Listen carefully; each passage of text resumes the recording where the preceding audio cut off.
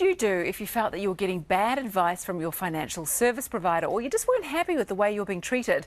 That is what we are talking about today on Perpetual Guardian Money Matters with Charlotte Lockhart. Good morning, Charlotte. Good morning. Now, people with no understanding of money matters can actually feel quite helpless and confused by it all, can't they? Yes, well, and we often use someone that's been recommended, and we trust our financial advisors, and so it can be very disappointing when you get that wrong and they let you down. Absolutely, because I mean, we go by word of mouth a lot of the time, and we really do trust that, and it's very disheartening when it's wrong. So I do like the fact that you got some advice from Consumer. Yes. Let's take a look at this. So when they come to us about their banking problems, they're generally about fees, about accounts, mortgage break fees, and in terms of financial advisors, we tend to find that's around disclosure, the products they've been put into, and sometimes the fees. There are 4 financial disputes resolution services, so it can be a bit confusing for consumers. The biggest one of these schemes is the Banking Ombudsman scheme. It has the smallest number of members because it only has retail bankers, but of course it has the biggest number of users because just about everybody has a bank account. And there are 3 others that deal with everybody else in the financial advice industry. So look, the other 3 are the Financial Disputes Resolution Service, the Financial Services Complaints Service, and the Insurance and Financial Services Ombudsman. So all of those 3 deal with financial advisors that are outside of the banking industry.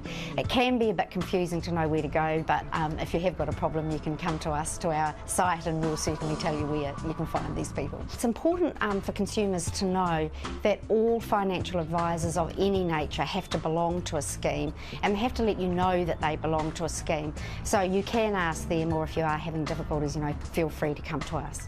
Disputes resolution schemes are an informal way of helping people to resolve their problems. It moves it away from courts, which are expensive and involve lawyers, and is a way for people to get a fair and reasonable outcome when they think that they've got a dispute with either their bank or their financial advisor. So to make a complaint, your dispute has to be what the industry calls at deadlock. That means that you've been through their internal processes, and you must do that first, and you feel that the outcome that they have arrived at is not fair to you. It's at that stage you can complain to a disputes resolution service, but you can ask them about that even before it gets to that stage, and they will tell you how to complain. You can complain in any way you like, so it can be over the phone, it can be by email, you can send them a letter. They have to accept your complaint in the way that you send it to them. And as I said, it's an informal structure, so they'll have a look at your complaint. They may be able to resolve it very quickly. It may have to go into mediation. You might have to go and have a chat to them. If you've got documents, that's really helpful. But they will do their best to come to a resolution of your problem. Well, look, if you want more information on any of this, feel free to come to consumer.org.nz. We have a very big list of all the disputes resolution services, and we'll be able to help you.